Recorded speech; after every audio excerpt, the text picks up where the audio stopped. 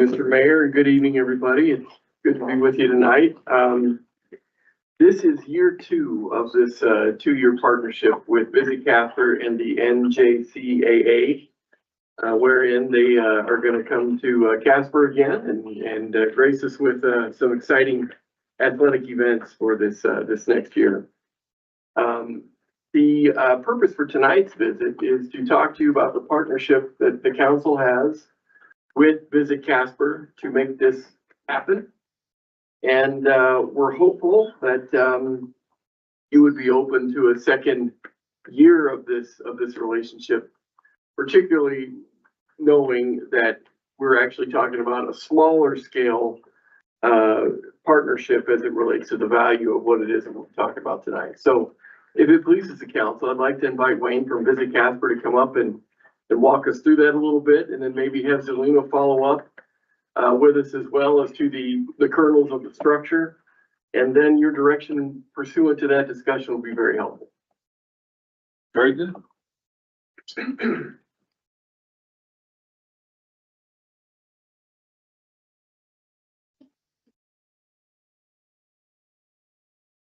Hello, I am Kate O'Neill. Can you guys hear me? Yep. I'm Kate O'Neill from Visit Casper. I'm the sales project manager, and I have Wayne with me, who is in charge of our marketing section. So tonight we're here to talk to you guys about our NJCAA sponsorship that we're hopeful to work with the city for. So last year for 2024, the economic impact that the NJCAA tournament brought to Casper was over $1 million, and next year it's going to be greater than that. We're looking at an extra day that we're adding on to the tournament, which is going to be an extra day in the community where these athletes and their families and their coaches, they might go to our museums, our restaurants, shopping downtown. Either way, they're going to be spending more money in Casper, bringing the economic impact number higher for 2025. And not only that, it's also giving us an exposure nationwide.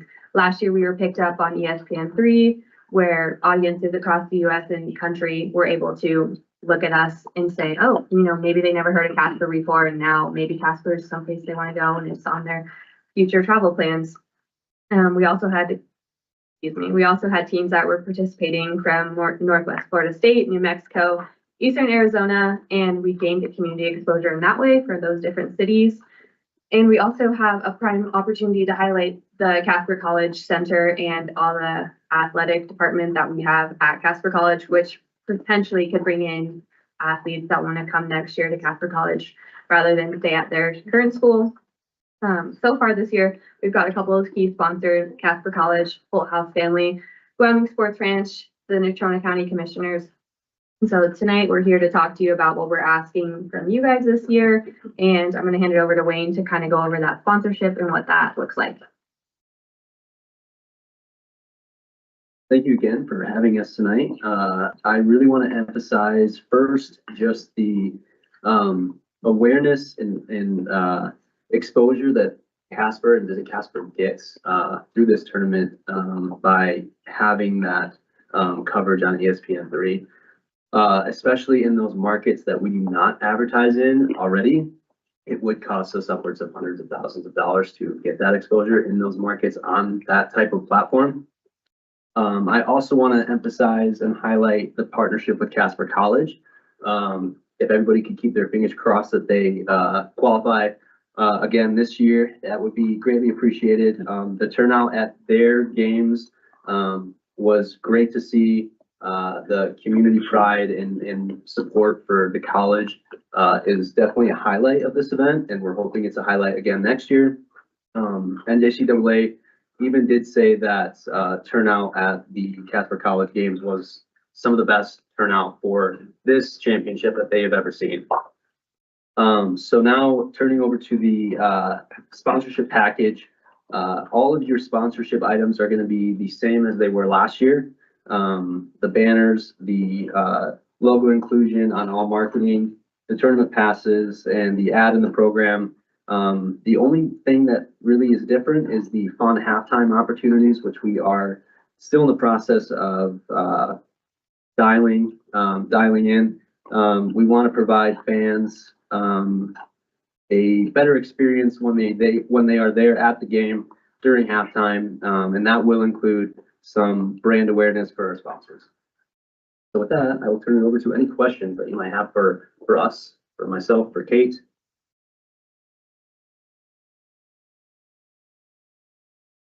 Is Jai online? She's not, okay. Any other questions or comments? I think we're good. Okay. Thank you. Thank you. Great.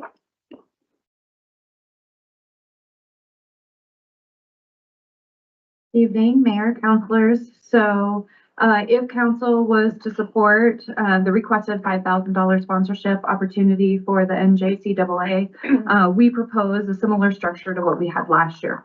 So the original contract with the Ford Wyoming Center was that we essentially would earn about $35,000 in revenue. An estimated 25,000 of that was to cover the expenses of the building. This year with the added day, that extra expense is a little unknown. And so we are proposing that we reduce so the way the contract was structured was $25,000 right off the top was to cover expenses at the Ford Wyoming Center estimated for the tournament as it was last year.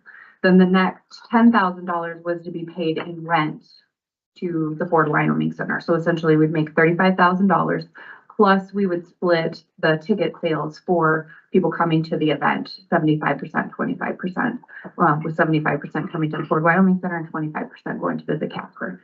So last year when they made their sponsorship ask, we restructured that a little bit so that the first 25 still went to cover our expenses at the Ford Wyoming Center, and the next 10, rather than in rent, would go directly to Visit Casper as the sponsorship, and then we would again split the ticket sales. And so this year, we're proposing the same structure. First 25 would go to cover our hard costs at the Ford Wyoming Center. Next 5 would go to Visit Casper as the sponsorship, and then we would split ticket proceeds after that. And that is what we're recommending again this year, so that they get their sponsorship that they need and are requesting without a cash contribution directly out of city coffers. Any questions for Selena? We all in favor of the sponsorship? Looks like it's a go. Thank you. Thank you, Selena. Thank you, Wayne. And Katie, was it? Yes. Thank you very much. Appreciate it. Appreciate it. Take care.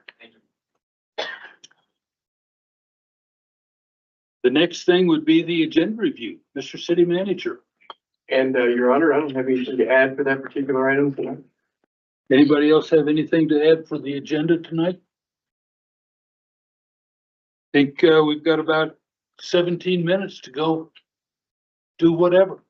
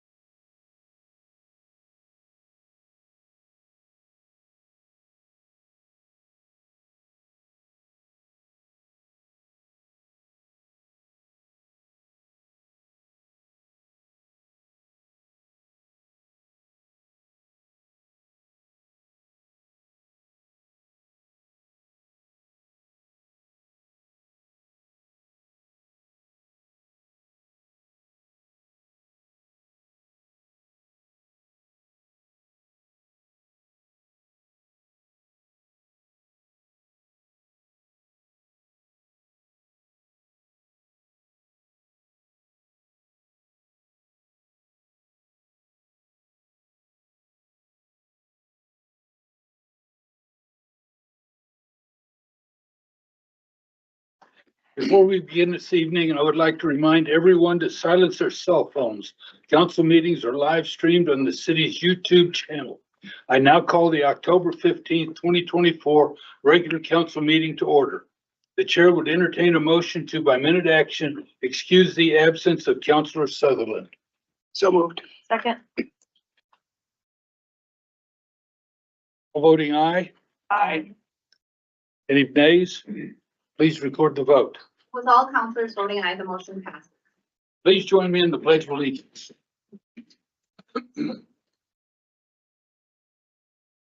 Pledge allegiance to the flag of the United States of America, and to the republic for which it stands, one nation under God, indivisible, with liberty and justice for all.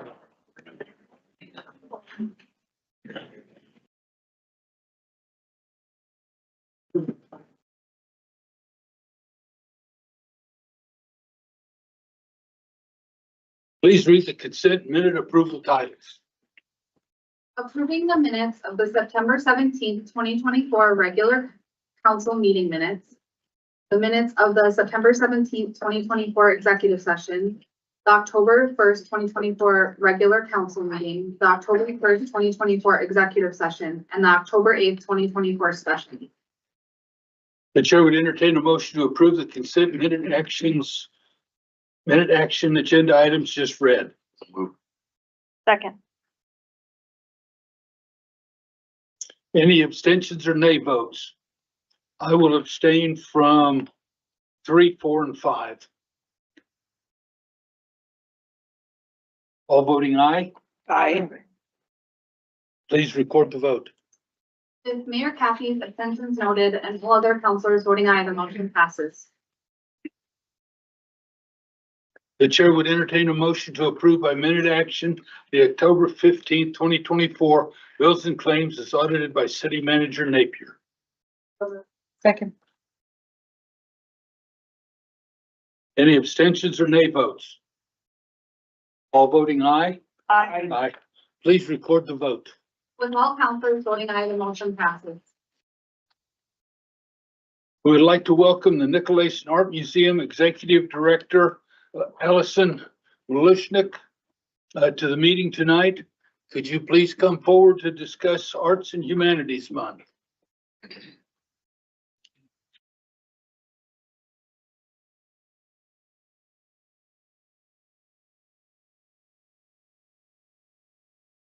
Thank you so much for having me here today, Council and Mayor. I would like everyone involved with the arts and humanities in Casper to please stand and be recognized for all of their work that they do. And folks here,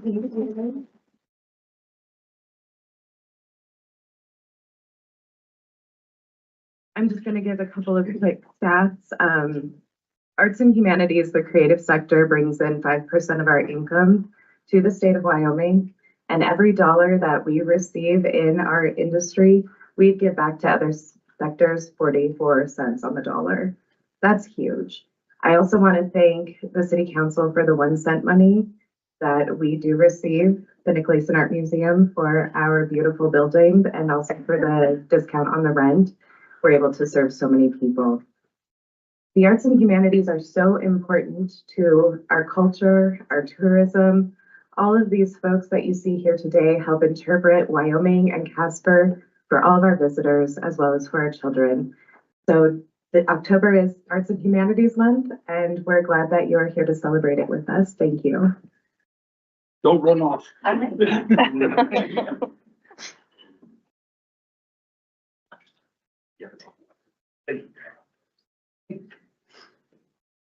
have a proclamation here that I will read, and it says, whereas in the heart of Wyoming landscape, Natrona County is home to a rich tapestry of culture, history, and artistic expression, and whereas the arts and humanities hold the power to inspire creativity and celebrate the diverse cultural traditions that have thrived in our region long before recorded history, and whereas Natrona County is graced with a myriad of cultural resources, including historical and heritage sites, a multitude of museums, galleries that celebrate regional artists, libraries that house the collective wisdom of our community, and a passionate community of artists, historians, and scholars dedicated to preserving and sharing these diverse narratives. And whereas the arts and humanities enrich our lives and educate us about the traditions and wisdom of Wyoming's people, and whereas the arts community in Natrona County contributes significantly to our local economy, attracting visitors and providing opportunities for our community members. Now, therefore, I, Stephen Cathy, Mayor of the City of Casper, Wyoming, do hereby proclaim October 2024 as Arts and Humanities Month and encourage all citizens to join us in exploring the rich cultural heritage that has flourished on this land for thousands of years, engaging in creative endeavors and paying tribute to the contributions of the arts and humanities to the tapestry of our community.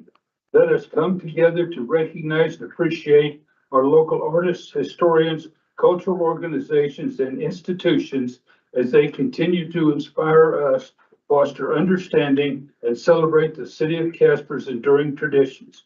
In witness whereof, I hereunto set my hand and cause the official seal of the City of Casper, Wyoming to be affixed this 15th day of October, 2024. Thank you so much.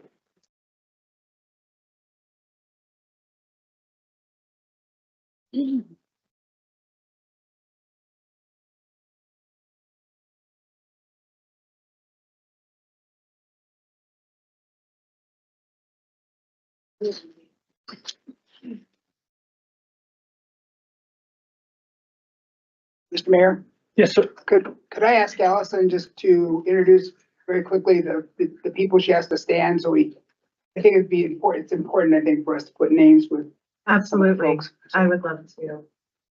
Okay, so first here we have the Wyoming Arts Alliance Executive Director, Andrew Schneider. He helps us with all policy and lobbying throughout the state. We have Executive Director of Art 321, Laura Hunter. We have Will Davis, who is our collections manager at the Nicolaitan Art Museum. We have visitor services here at the Nicolaitan Art Museum, Alicia. We also have John Woodard. He is with the Veterans Museum. And I think Mark Bennett is up here. He's our exhibition technician.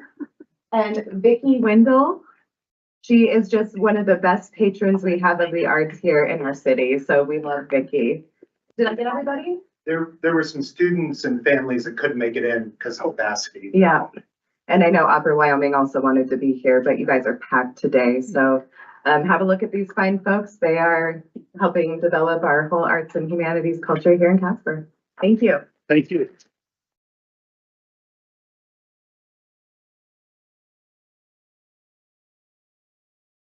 Now is the time we invite anyone in the audience who wishes to speak with the council to come forward. This portion of the meeting is dedicated to the public to allow them time to discuss matters of public interest and to voice their concerns. Please state your name, direct all questions or comments to the mayor. No personal obscenities or threats will be tolerated. Council will not respond to personnel matters. These will be returned to the city manager. Councilors may ask clarifying questions, but if they choose to respond to matters, they will do so during the scheduled council response time following communications from persons present.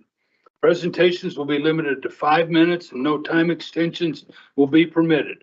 Please note that public hearings and ordinances each have their own separate comment periods. And something that I did not see in here is please don't duplicate the same thing over and over again.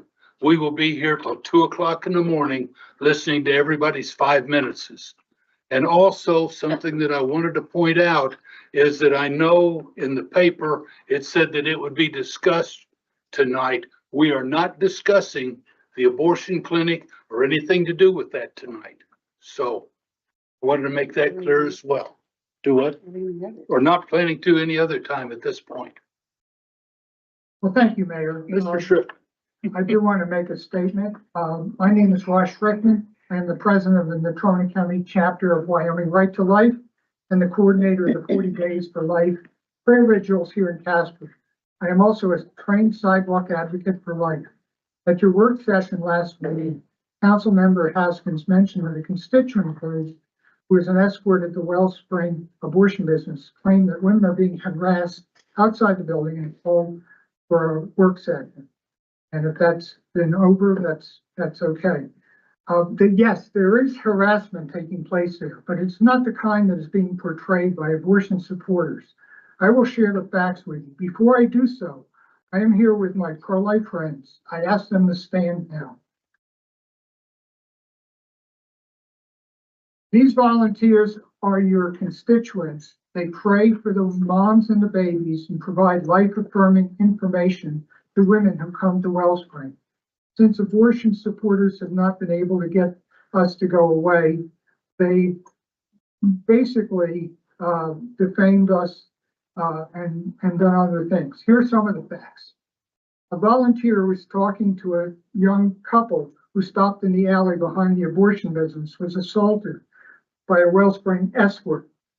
The escort pled no contest to her crime and paid a fine. A volunteer who uses a walker was surrounded by escorts as they yelled for a driver of a car to run her over. That's Connie right here. A Wellspring staff member drove her car directly at a volunteer and slammed on her brakes, coming feet from running him over. She left tire marks on Jefferson Street. A man dropped his pants in front of a priest who was conducting a prayer. An escort screamed, "God hates you," to a priest and his parishioners as they prayed in the alley. We have been spit at, bottles have been thrown at us. An abortion supporter pushed a volunteer into 2nd Street during one of our prayer vigils. Our peaceful and loving message to women who are in crisis sounds like this: we care about you. You have options. Would you like information we can give you? We offer them flowers with cards telling them about free services to assist them. The escorts try to drown us out with loud music and weird noises. If a woman does take our flowers, the escorts grab them and throw them away. We are very worried about the health and safety of the women who come there. The Wellspring escort's job is not really to protect the women from harassment, because we sign a statement that we have to be peaceful and loving. It is their mission is to prevent women from hearing our message and get them quickly inside to have an abortion. Abortion supporters falsely claim all kinds of things. We will not let them defame us, and we will continue our life-affirming efforts. Have there been protests? Yes. By abortion supporters outside an event we held at a church here in town where young children performed life-affirming dances, and outside the True Care Women's Resource Center. At a recent True Care fundraiser, protesters yelled at our volunteer with a walker. They shouted, "Here comes the B word." As citizens, we expect our city government to protect our rights and our safety, as well as everyone else's. If council, if council decides to have a work session on that, we will provide to you all the evidence we have. Abortion is destructive. 2nd trimester surgical abortion, known as a dilation and evacuation, tears the baby apart. Politicians talk about civility. How civil is the killing of an unborn baby? This is taking place in our community, but grace and goodness will someday overcome evil. We pray for the owner, staff, and supporters of Wellspring that they will change their ways and join us in affirming the value of life. I have copies of the statements that we signed and pledge every time we go out. I'd like to hand this out to you. If we ever, and we have not had anyone that we had to say, please don't come anymore, because our message is one of love and peace. And I'd be glad to answer any questions you have. Anybody have any clarifying questions? Okay, thank you for your. Thank you, Mr. Shriftman.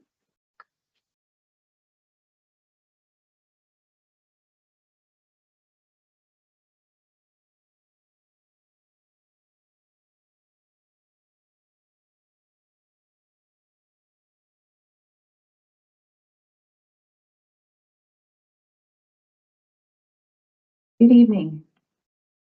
My comments also concern the same subject with a slightly different Bent.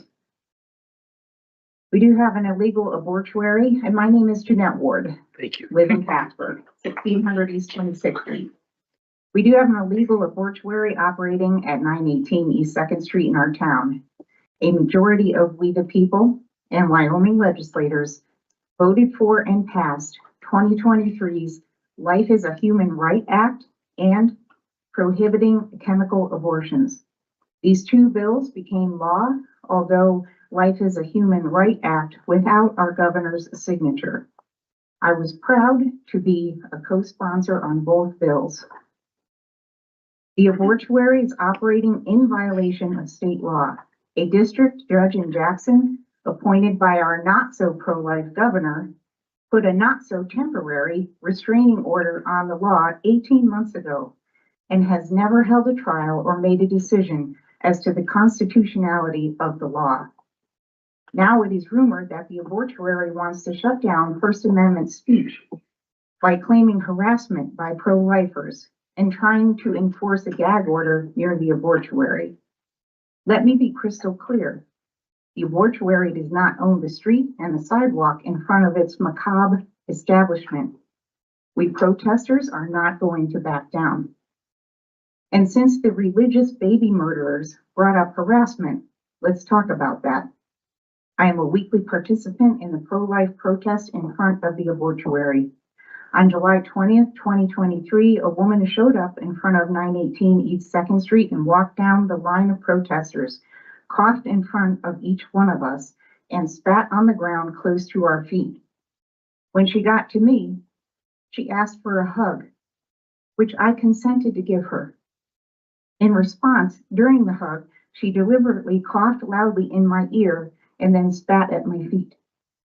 2 weeks prior, on July 6, 2023, she walked down the line of protesters and got within inches of our faces, trying to intimidate us by staring us down. I have video of both incidents and contacted the police. Every week, members of the religious pro-death swear at us, give us the middle finger, scream at us, or all of the above. Who, I say, is harassing whom? I invite any one of you to come down and stand with us from 5 to 6 p.m. on Thursdays on the sidewalk in front of the abortuary and see for yourselves. Any impartial, rational person can see who the harassers are. Nevertheless, we will not be silenced.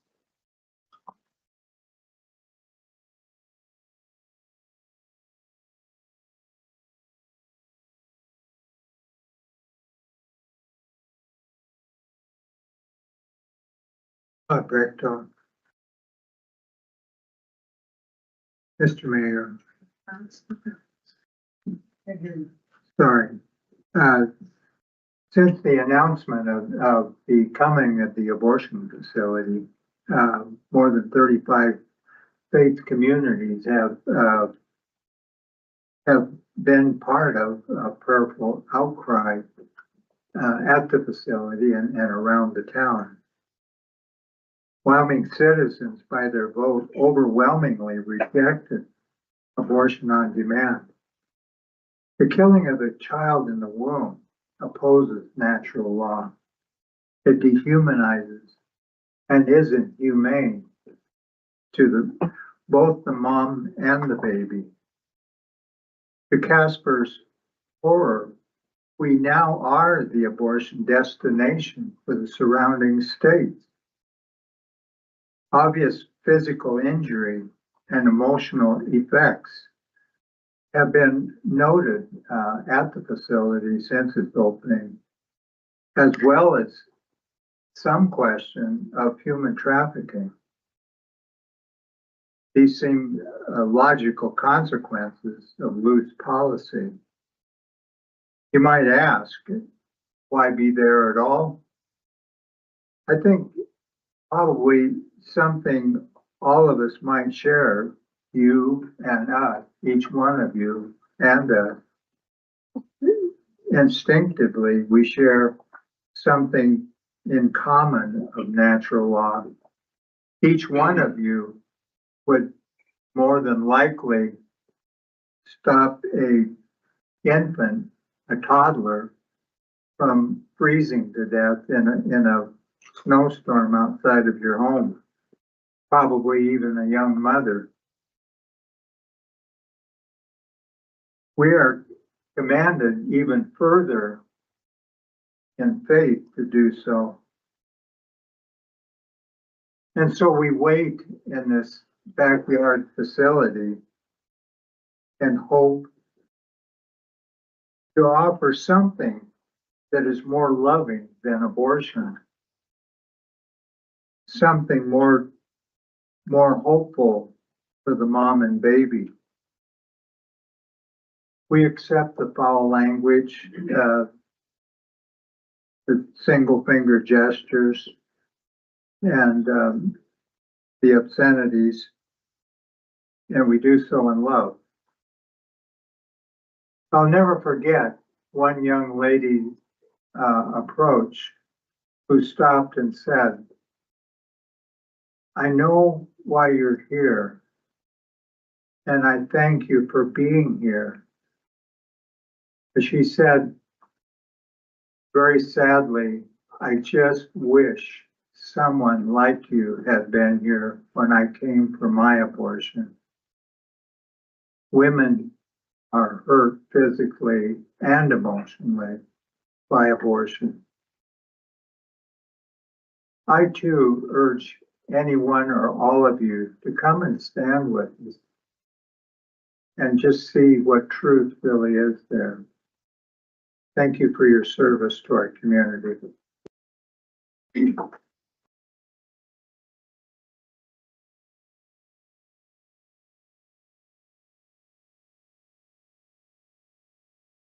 Hi, my name is Venus Childress. I live in Barden.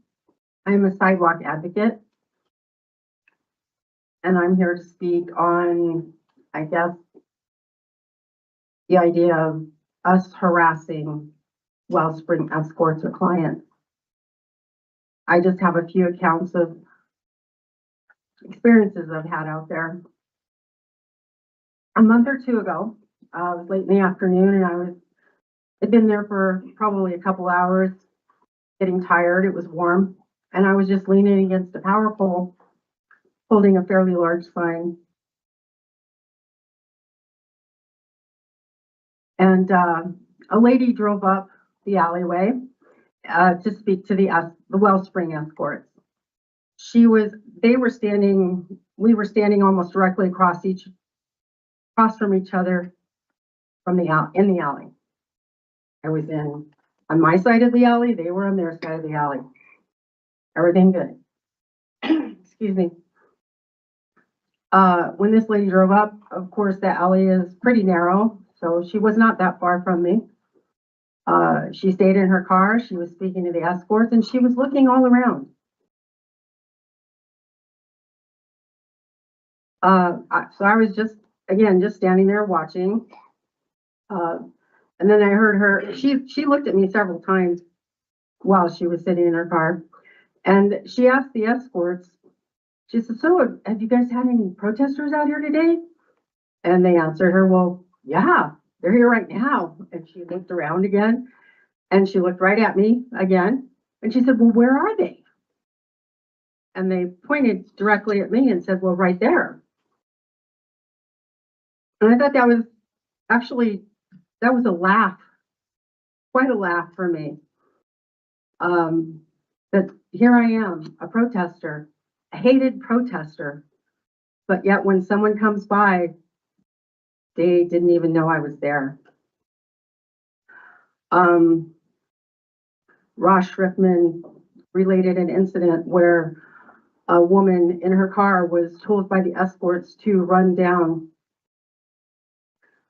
our friend here, our co-volunteer sidewalk advocate, who, as you see, has a walker.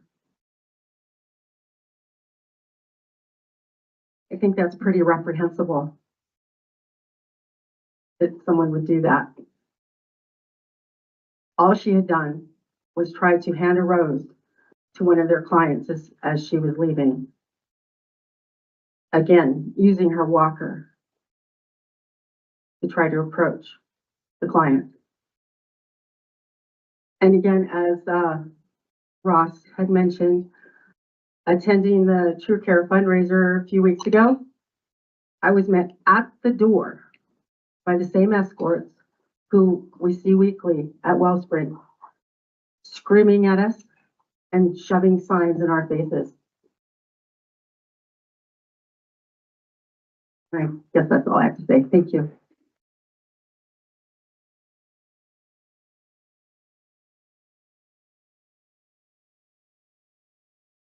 Hi, I'm Mary Schmidt. I'm from Casper, and I just came to clarify a few statements that I had read regarding the request to look into the Wellspring protests from pro-lifers. I was a patient of Dr. Vigneri's for 20 years, and he helped me birth 5 of my children, as well as helped me through a miscarriage.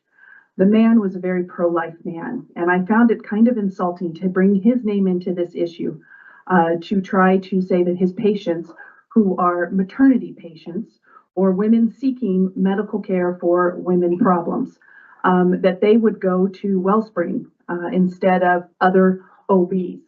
I was informed that prior to his funeral, all of the OBs in town got together and divvied up his patients to help and assist them when needed. I was called today by the office and recommended their PA, not Wellspring, for my care. And secondly, Wellspring does not have a doctor on staff. They bring a doctor in to perform the abortions. The only medical care they can assist women with is birth control. So to imply that he was somewhat, or his patients would leave him or leave that practice to go and seek care there was, I think, a terrible association with his name and with his career and his pro-life stance. Secondly, I've also a member of Our Lady of Fatima, where our priest on 40 Days of Life goes every Friday to pray the rosary at noon. And I try to attend it as much as I can. And I know that there's been comments about that. We walk slowly, meditating on the mysteries of the Holy Rosary, saying our prayers quietly, not loudly, not screaming. And we pass by the entrance where the patients will go into, and we are drowned out by very loud, offensive music and people yelling at us that we should be ashamed of ourselves as women. These are the things that are said to us as we're praying. We don't engage them. We don't look at them. We just pray. And this is what is occurring. And you can come see it for yourselves on this Friday. And that it is not us that are not making the patient's visit serene. It is them that is not making the patient's visit serene. I don't know if you would want to enter into a clinic to the sound of ridiculously loud and offensive music, racist music at times, being covered by women yelling back at people walking by praying a rosary. But that is what occurs on those Friday afternoons. And I've witnessed it myself. I can no longer bring my children to help pray with me because they're scared. They're scared by people yelling and screaming at them. And so now they learn that they have to be careful where they pray. And that is not something that I think our city should be championing and that we should be supporting. Thank you.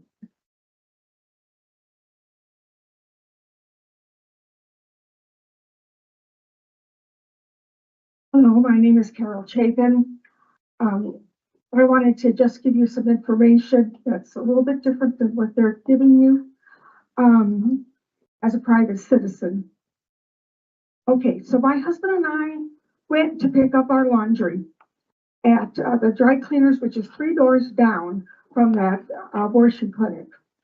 And it happened to be a Friday afternoon. 3 escorts and their security guard blocked the driveway into the dry cleaners. Now, I didn't report it to the dry cleaners. My husband said, forget it, we'll just come back another day. But if next time I go, I don't want to have any interrupted to go into it. They are committing a crime. And next time this happens, I will report it. The other thing I wanted to say was I have some evidence for you. I'm going to give you these to pass out. This is their escort car.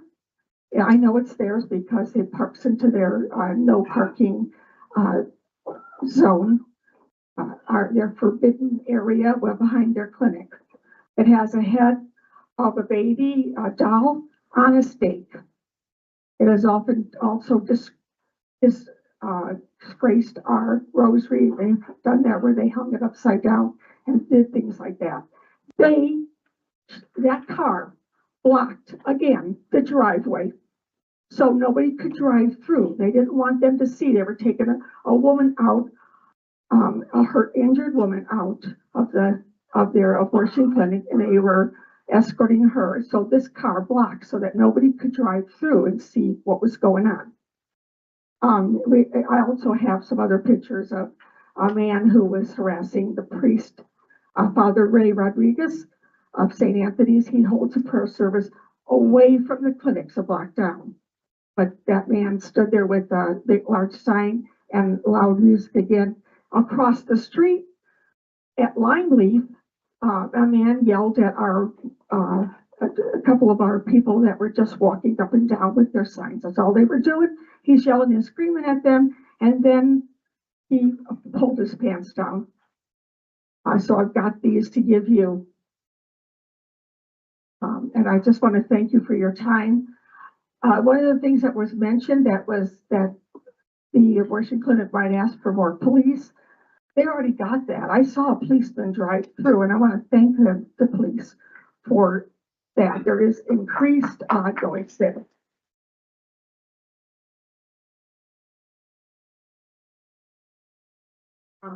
Since I have 2 more minutes, I wanted to just mention too that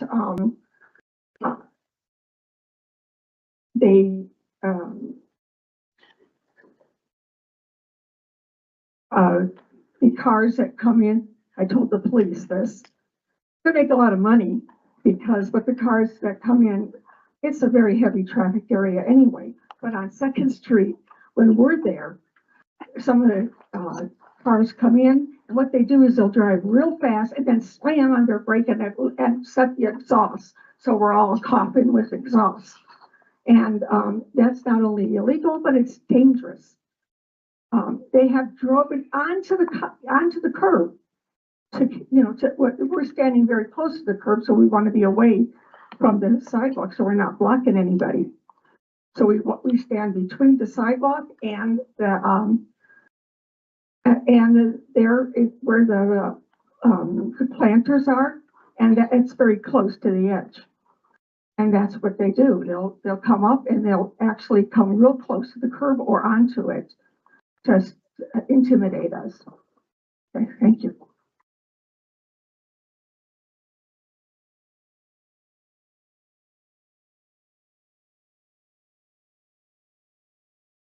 Good evening. You hear me?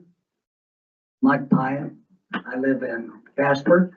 I recognize some of you from, if you recall, many of us were here 2 or 3 years ago to have a clarion call about what would happen when the abortion clinic came.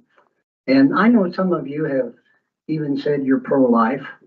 There's an irreconcilable 2 worldviews. This didn't start last week or 3 years ago. It started many years ago. I've been involved in the pro-life movement since 1980. So the clash of ideas is inevitable. Now, in the history that I've had back in Indiana and here, generally, pro-life people have been disciplined, decent, and loving. So I want to say that this worldview, and it's how we look at things. For example, some who believe in pro-choice see a pregnant woman just as a pregnant woman.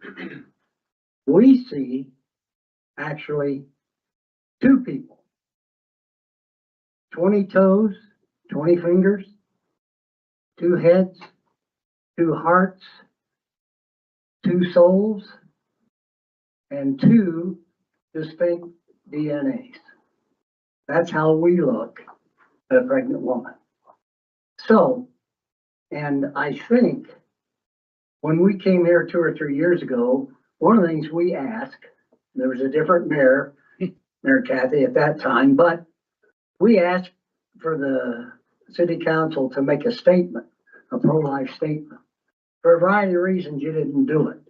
I think, as I see it, had you done that then, not, you had a lawyer said you had no legal grounds, but on a moral ground, had you spoken out like a bully pulpit and said, we as a city morally oppose it.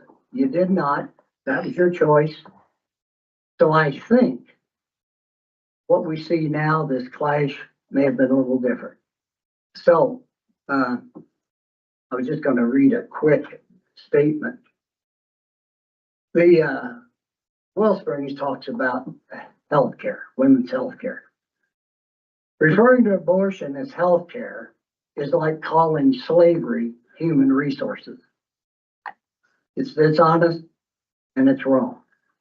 So there's still time, and you've got some new members to consider our plight, and that you would make a statement saying morally, as a city, we side with life. Thank you, and I appreciate it.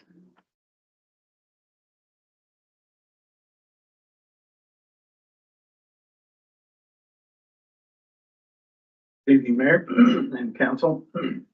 My name is Deacon Dave Johnson. I'm a retired deacon from the Archdiocese of New Orleans, but I have lived in Casper since 2009. I was a deacon over at St. Anthony's Church here in Casper. But before I was a deacon, many years ago, I served as a United States Marine.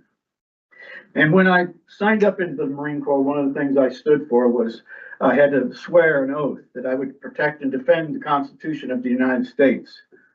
And I'm going to speak to you a little bit about that aspect of things tonight, because I think everybody else has spoken pretty eloquently about the issue of life and what have you. The fact is that the Constitution is that bedrock that binds all of us together. And I want to share just two parts of the Constitution, and it comes from the First Amendment. And in it, it states this: Congress shall make no law respecting an establishment of religion or prohibiting the free exercise thereof. This clause has two key parts, but the second part is the clause that I think I want to talk about: the free exercise of religion. It protects individuals' rights to practice their religion freely without interference. These protections ensure that individuals can follow the practice of their religion freely without government interference or of persecution and discrimination. Now, also in the First Amendment, we find these words: Congress shall make no law abridging the freedom of speech or of the press, or the right of the people peacefully to assemble.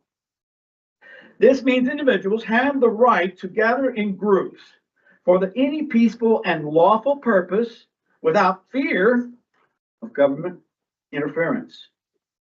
This right is essential for the functioning of a democratic society, as it allows people to come together to express their views and advocate for change. I'm going to ask everybody here who stands for life to stand up once more. Ladies and gentlemen, these are your constituents. These are the people who are being harassed and even somehow physically being threatened. I know because it has happened to me. My wife and I stand at the in front of the clinic every Friday in the morning and pray the rosary silently to one another. These people are going to be hurt one day if something is not done by this council to prevent such atrocities. We've come here to ask you just to remember what the Constitution allows for all of us. Everybody, including the people who stand on the opposite side, have a right to express themselves, but they need to be able to have that right to do it in a peaceful manner. And it is your responsibility as members of this community and leaders to ensure that right. So I want to ask you to do what I did when I stood up in front of the officer who swore me in. Remember that you are standing for the Constitution. Thank you.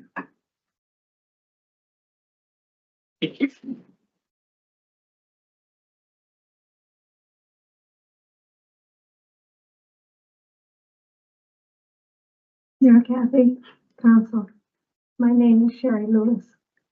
You might think this is an issue that is Casper only. I came from Florida. I knew what assassin was. When I came here, I knew why I came here, and it wasn't to have an abortion clinic. My husband John decided to retire from the Air Force in 1997, and we wanted to be somewhere away from an Air Force base. So the year before he came here, he was solicited on the phone call for a job at one of the laboratories. They told us to stay in the military as long as we could and then come out. Well, instead, we came up for a preview. And what we found, we liked in this town, plus found out there was no abortion clinic in Wyoming. We moved to Casper in '97, and a friend of ours said we should get involved with CareNet, a pro-life organization now called True Care. I went through their training and was a member of the board for 3 years. I continued to participate in their programs ever since that time. And during this time, we prayed for 10 years and saw Planned Parenthood leave Casper, except for a couple of women who are still here. And about 2 years ago, I received an email from Marty Halverson that an abortion clinic had slipped in under the radar and established themselves in a building on 2nd Street. I immediately called Bob Bechtel, who had orchestrated the 40 days of prayer that evicted Planned Parenthood from Casper. He and Terry Winship took it upon themselves to organize a prayer at the abortion clinic to pray against this abomination. I went through the 40 days of prayer training and signed an agreement to simply pray and hold signs in front of the clinic to move this evil from our city. Now Wellspring is attempting to defame we pro-life people and shut down our prayerful and peaceful pro-life vigils advocacy activities. According to the First Amendment of the Constitution, I have a right to defend our rights and in efforts to provide life-affirming messages to women in crisis. I continue to pray and stand for no abortions and no abortion clinics in Natrona County and Wyoming. Thank you.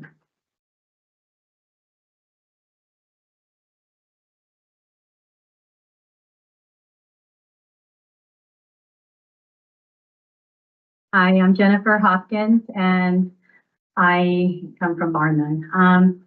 So I'm here to speak only on behalf of myself and my experiences. So to start off with an icebreaker, I have never been flipped off by so many middle-aged women until I started praying out in front of the clinic. I know a lot of people would share that with me. So my experiences, I've been doing this for quite a while. Thursdays I go out there, and Fridays when the priest is there and we pray peacefully. I've signed the contract.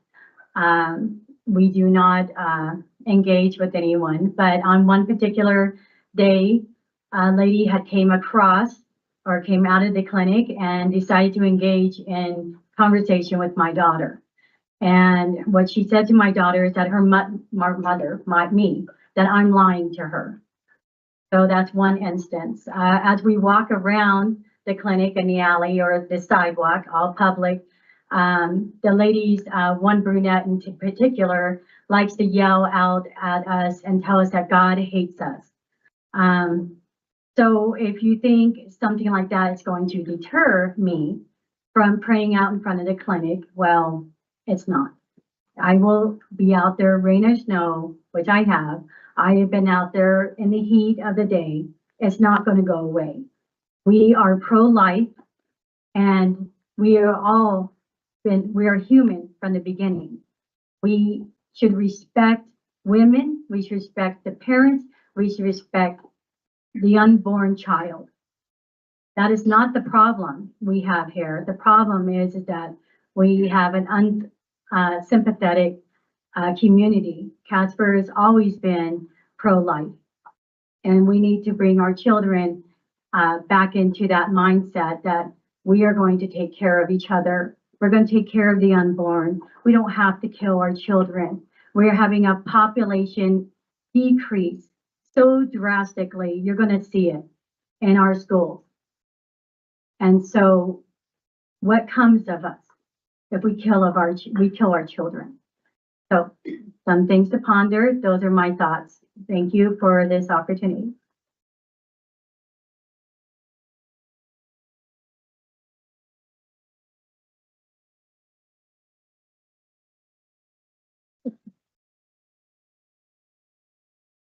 My name is John Broderick.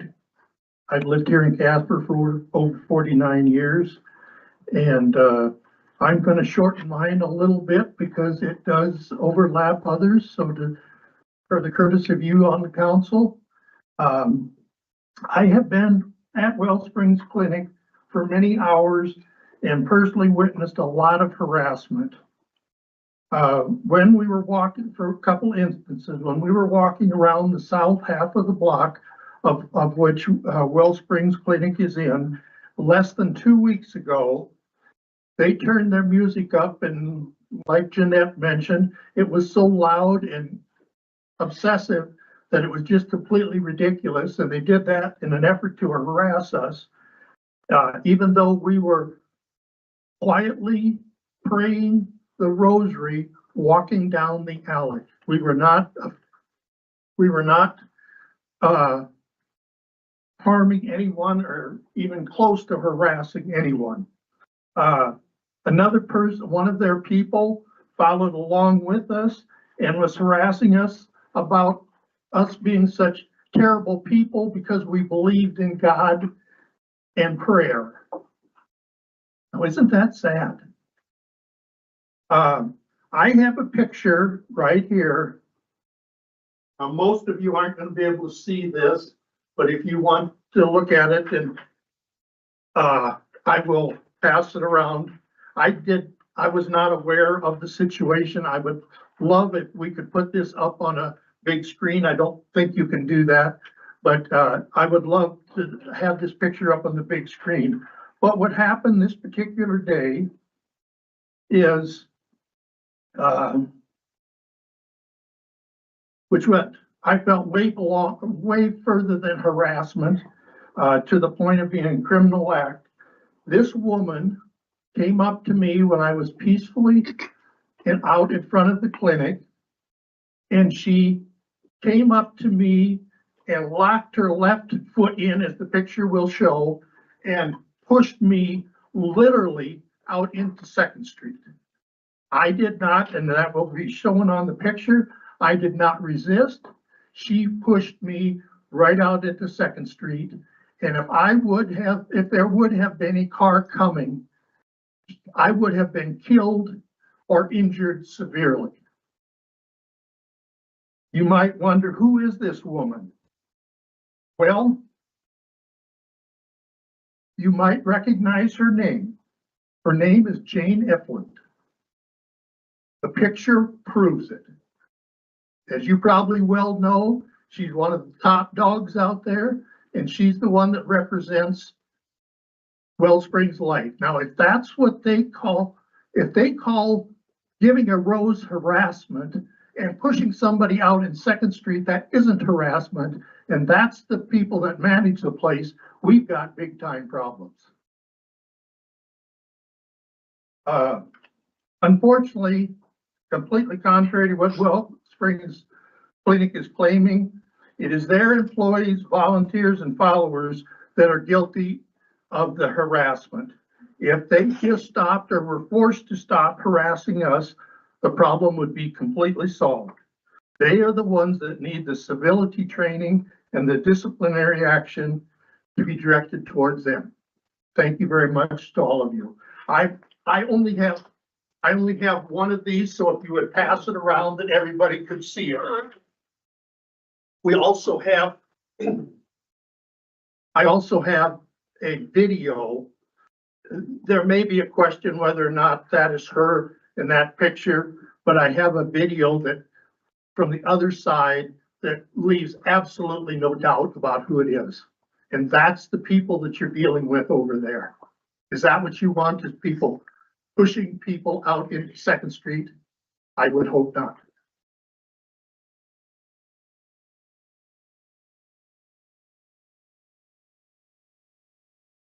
So I'm Albert Hall. My wife and I moved to Casper a little bit less than 3 years ago. And one of the things that I never thought I was going to see, we moved here from California. So abortion clinics were almost like lopin' jugs. And we never thought that we would see that, you know, and so after 4 years in California, we came here. And while I was in California, I was involved in quite a few pro-life movements, especially Love Life. And we were at the Planned Parenthood facilities. And one of the things I thought of, and I'm going to shorten my comments too, some of it will just be repetitious. When we were at the facilities at Planned Parenthood, and they were abortion mills. I mean, there were cars coming in, people directing traffic sometimes. But the people that worked there and the staff never came off of Planned Parenthood property to harass us. Never. They always did. They stayed on their own property. So when we got to Casper, we thought, well, this is going to be really cool. This is great. And then we found out, you know, because as Jeanette said, the legislation was passed and abortion was effectively illegal in Wyoming. And then one judge, 18 months ago, as she said, set it aside, and forever since then, it has stayed. So we quickly, I got involved in the pro-life movement here. And one thing I wanted to touch on too, because something else we get accused of a lot is not caring. They're saying, well, as soon as if you convince a lady not to have an abortion, then you ditch them. When we were at Planned Parenthood, we're a new group here, just getting together. But out there, as Planned Parenthood was huge, the opposition was also big. And some of the things we did, I was part of a group called Dads for Life. And so I would go and hang out at the center, the life center. And if a dad came in, I would walk up and say hi. And if he wanted to talk, I would talk to him. We had Bible studies, parenting classes. They had guys that would come and teach them life skills. They had mechanics that would come in and show them how to fix a car, how to change a tire. There was also, they had coaching. There were churches that on a moment's notice, they called them houses of refuge. On a moment's notice, they could call somebody and say, we got this lady, she's getting care, mom's kicking her out, or whatever the deal is. And they would come and they would take that lady and they would help them get resources and things. That's one of the things I hope we can do here someday. But when I got here, after my experience in Planned Parenthood and the people there, the escorts, it surprised the heck out of me. I'm not going to spend a bunch of time on this because I personally have had 3 or 4 escorts surround me and stick umbrellas in my face when I was on not just public property, but also on private property. Across the street is private property, and the lady has put up signs, no trespassing signs, because when a car would come in, and sometimes there's a miscommunication between the escorts and the clients coming in, and they'll park in private parking over there, and they'll go across the street into the private property and do the same thing to us. Because the lady that owns that property has given us permission to be on the property. She has not given the escort. She specifically said the escorts are not allowed on her property. Just want to read something here, and I apologize if my lingo is a little bit off. I'm not a lawyer. I was looking when I was sitting at home. Chapter the City of Casper Ordinance, Chapter 9.2, Offenses Against Public Peace, 9.20.010, Disturbing the Peace, described prohibited. Prohibited acts include interfering with another person's pursuit of a lawful activity by acts of violence. Again, I'm not a lawyer, but somebody sticking a sharp umbrella in my face and pushing me backwards qualifies as violence in my mind. It says using threatening, abusive, or obscene language or violent actions with knowledge or probable cause to believe that he will disturb the peace. The third one is to do with the owners. No person shall knowingly permit upon any premises owned or possessed by him or her or under his order or control any person disturbing the peace as defined in this section. And I just want to end with, offering a person a rose and information that runs counter to what the wishes of the abortion clinic are is not harassment. It is giving them a choice. Thank you.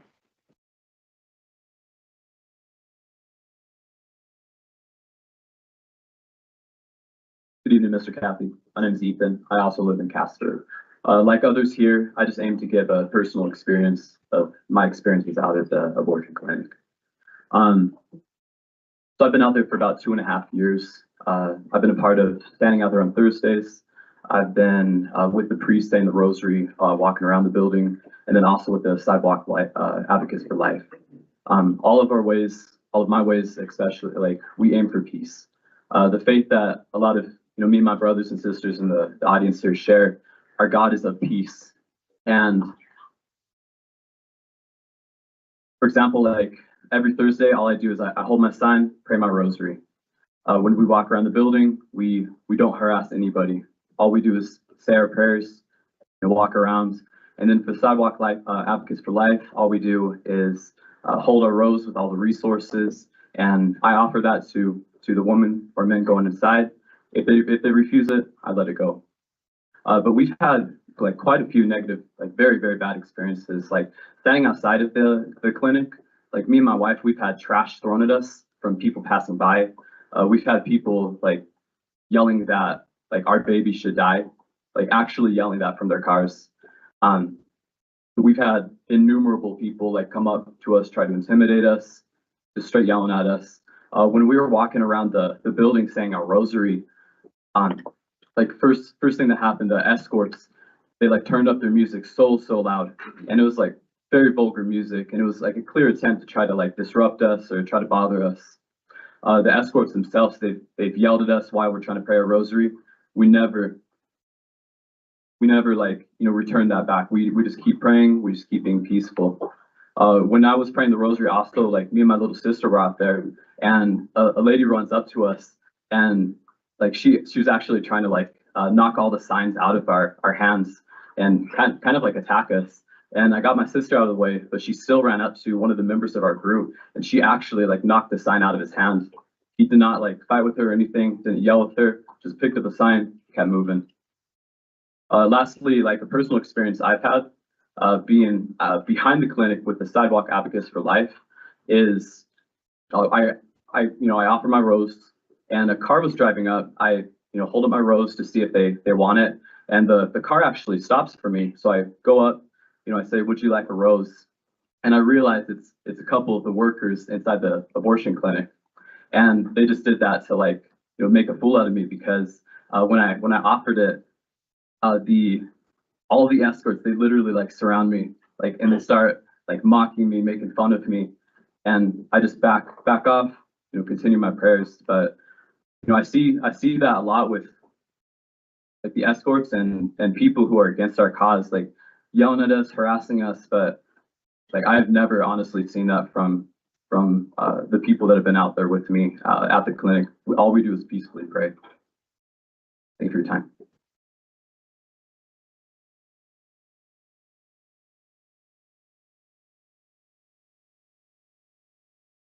My name's Taryn Onderko, and I'm from Evansville. And I'm going to make this short. I just came up with a few ideas in my head, so I'm sure it won't even take 5 minutes. But I am a mom of 2 young girls. My youngest has been battling cancer for 2 years. My oldest is going in for surgery tomorrow. So I just want to bring that to the point to show you guys. It took a lot of sacrifice for me to be here today. And the reason why I made that sacrifice is because I think that this is so important. And I know that there are not a lot of other people that are my age here. I don't want you to take their absence to mean that people in my generation don't care about the pro-life movement, because we do. It's very important to us. And the reason why a lot of them are not here is because they're raising young families. So I just want to make that aware. And I want all of my elderly pro-life friends, I want to say thank you for standing up for life and for protesting in front of the abortion facility when those of us who have young children are not as able to do so. So thank you very much, everybody.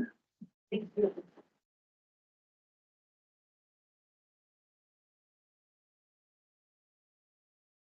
Hello, my name is Kyle True. I'm here in Casper. I'd like to say I'm a part of both the 40 Days for Life and a Sidewalk Advocate. And I think like most, maybe all the people I've met within those organizations, I was very happy to and comfortable with signing the oath they asked us to sign, which speaks about the restraint that we'll use, that will never be negative, will never cast aspersions on anyone involved in any of this activity. I was very comfortable and happy to sign that. I think most everyone here is, who's involved in 40 Days for Life or sidewalk advocacy. I like to say this has been phrased somewhat as a religious disagreement or worldview disagreement, and there's probably truth to that. But I'd like to suggest that this is a scientific question. Really, the question being asked is just a biological question. Either the baby's alive or the baby's not alive.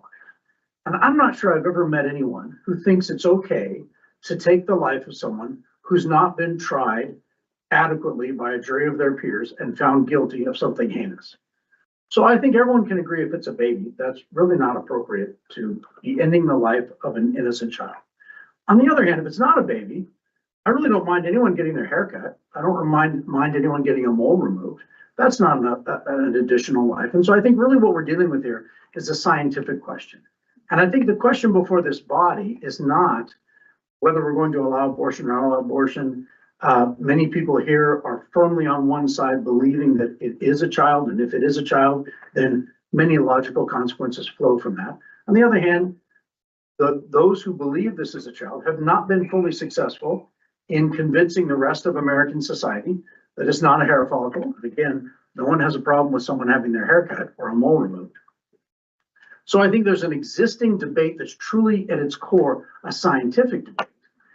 And I think it would be inappropriate for this body to create a bubble around a group that's acting on one side of that belief and to say, we're going to create a space where those who disagree may not be on public spaces and may not speak out.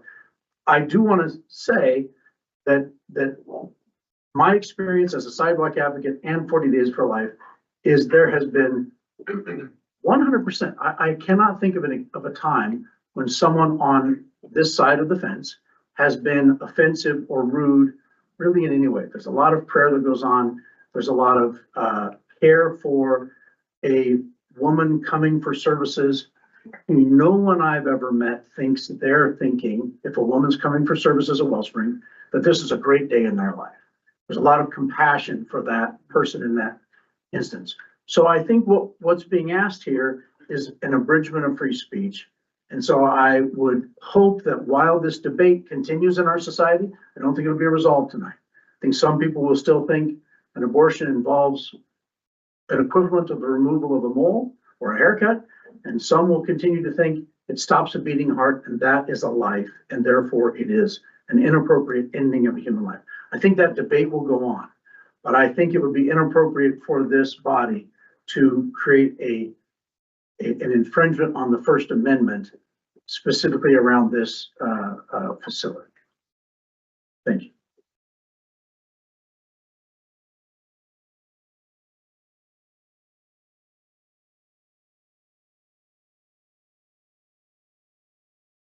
Hello, my name is Tracy Paxton, and I've been a proud member of this community for almost 30 years. And I have never been a sidewalk advocate. I've never been down there. Do you know why? I'm scared. So if nothing else comes from tonight, I hope that people like me may step up and do what they believe in. I'm also a proud mother of two that I've raised here in this community. I raised them away from my family, but I had many friends here. I'm here tonight to support some of my friends that are sidewalk advocates. And I'm also proud to share that my daughter is going to have her first grandbaby. And when she announced that she was going to have this baby, our grandbaby, that baby was the size of a peppercorn. little tiny peppercorn. And we've called that baby peppercorn ever since because we have loved it since. And what I'm understanding, I thought there'd be more explanation of what's going on tonight, but it's not about the abortion issue. Another thing I'd like to share is that I think Ethan mentioned that he was praying the rosary. I have the name right. He also talked about his brothers and sisters up here. I've never prayed the rosary in my life. And I want to thank him for praying the rosary because I'm still a sister of his. And when we come together like that, our beliefs are not the same as in our religious beliefs, but we come together and support each other prayerfully and peacefully. And that's what I'm hearing tonight. And I'm also a member, I've been involved in something called Embrace Grace. And we open our hearts and our wallets too, and everything else to these young girls that get pregnant, and we welcome them into our church community, and we have a baby shower for them, and we love them. And I think a lot of this is just loving on these young women in our community peacefully. And I'm here to support my friends that are marching and peacefully.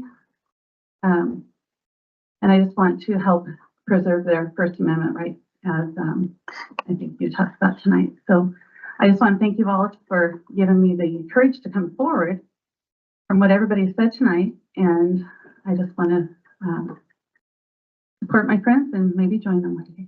Thank you.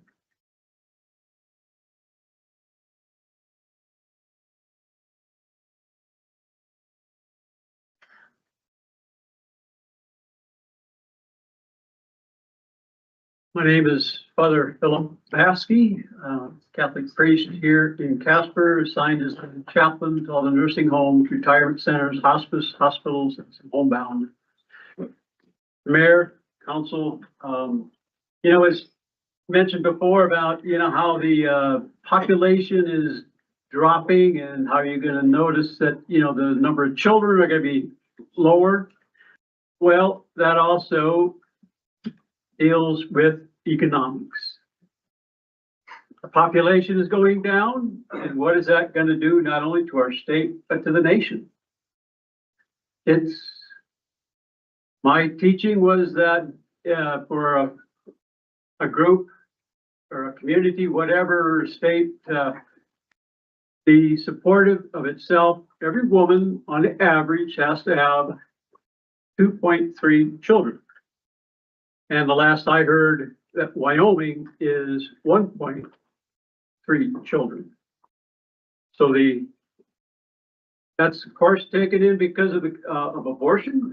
The population is going down in other reasons, but it also is going to be affecting all of economics throughout our country, throughout the world.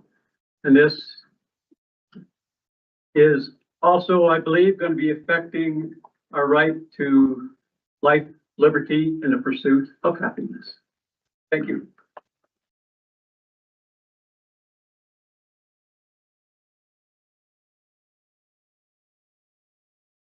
Hello. Hello, my name is Cross True. I'm born and raised in Casper, Wyoming, and I had the pleasure of being a sidewalk advocate with many of the people here in this room. And I just try and keep this brief, but wanted to bring up 2 points or 3 points that I don't think have been mentioned tonight. First, I know all of us that are out there on the sidewalk prefer it when there are officers nearby. We welcome police involvement. It's something that brings us comfort because we are not the ones provoking, and we're the ones who are getting driven at aggressively and screamed at. And oftentimes when police are in the vicinity, that brings the temperature down in the room on their side. Secondly, we wear cameras because we're not ashamed of what we're doing, and we want a record of when we are assaulted or things go wrong, which has happened. And so we are not the ones who are hiding or doing things that we are not willing to share. And then lastly, I can say for my own experience that around 50% of the vehicles that enter the Wells Springs Clinic are out-of-state license plates. I've seen Florida, Arizona, the Dakotas are very common. We in Casper, Wyoming are exporting the end of life for certain people. That is an export coming out of the state of Wyoming and specifically Casper. As being someone who has grown up here my entire life, I'm very proud of the fact that I'm from Casper, Wyoming, but I can't be proud of what we are allowing to happen within our city. This is something that I find wrong and is very disheartening that in the state of Wyoming and specifically Casper, we are now exporting the end of life to women who may not know that there are other options who have hope. So anyway, thank you. That's what I wanted to say.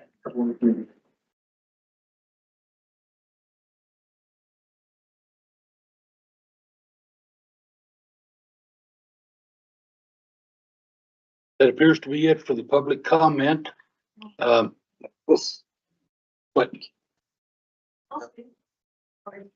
well, I'm not asking for everybody to come forward. I am interested in, do you have something different to say than what we've heard? I'm not any part of this. I have a completely different. Oh, okay. Come on down. Okay. Okay. Okay. I apologize. It's okay. Very good. My name is Paul Sorensen. Good evening to you all. I live at 1631 South McKinley. I purchased the property right next door to me at 1625. The house was owned by a guy that was a severe alcoholic. He did nothing to the yard or anything. The yard was completely overgrown with trees, bushes and stuff. I made like 29 trips to the dump to clear it all up. Well, more to that first. The guy in about 2018 actually abandoned his house and he moved to some motel in the north part of Casper. So all the electricity and everything was off in the house. I had met a son in previous years who came by once in a while, and last summer he came to me and asked if I wanted to maybe look at the house. Said, sure, maybe I can buy it from you. He let me go inside. The upstairs, the inside of the house was a complete mess. Think a hoarder's mess, and think of trash and garbage and about 50 empty vodka bottles in the bedroom. Anyway, the basement is in horrible shape. The concrete walls are literally crumbling away. There's no way to economically fix that house. Upstairs is somewhat okay. So I got with the son. My gosh, time went fast. I got with the son and actually purchased a house from him. I got a contractor to come and look at it. He was going to tear it down for me. He went to the city planning department and asked for the permit. They said, no, you can't do that. Let me talk to me. So I called them up and they said, is there a garage on the property? I said, yes, there's an unattached garage in the back of the property, but I want to keep it. And they said, no, you can't. The ordinance says that if you tear down the house, you have to tear down the garage also. I was completely dumbfounded. What kind of a rule is that? Well, I went to the city planning office and talked with Craig Collins and Amber Jividan, and they informed me of those rules. They gave me a copy of a couple of spots, a couple of parts of the ordinance.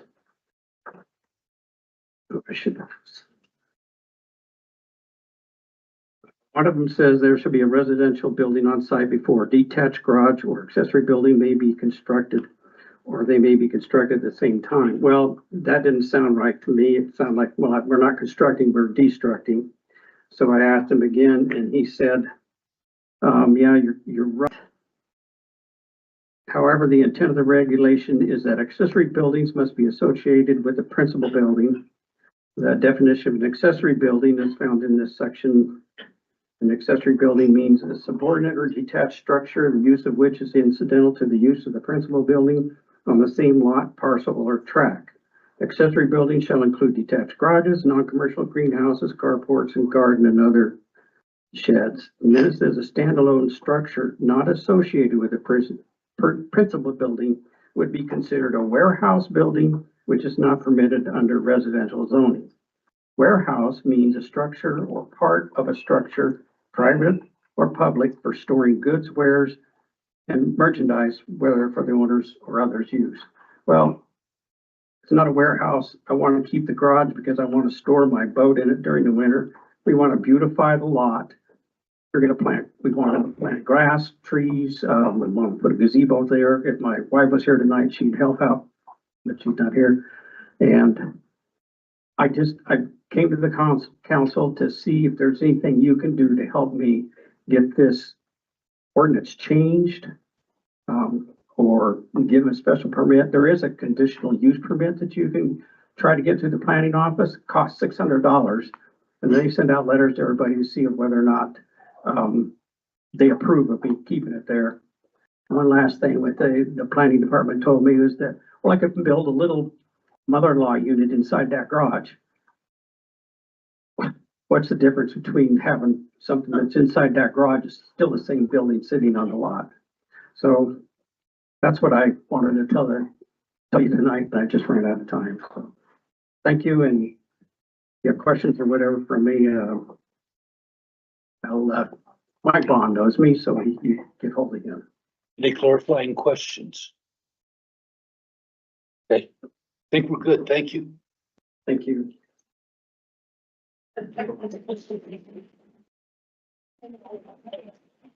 Don't look, sir.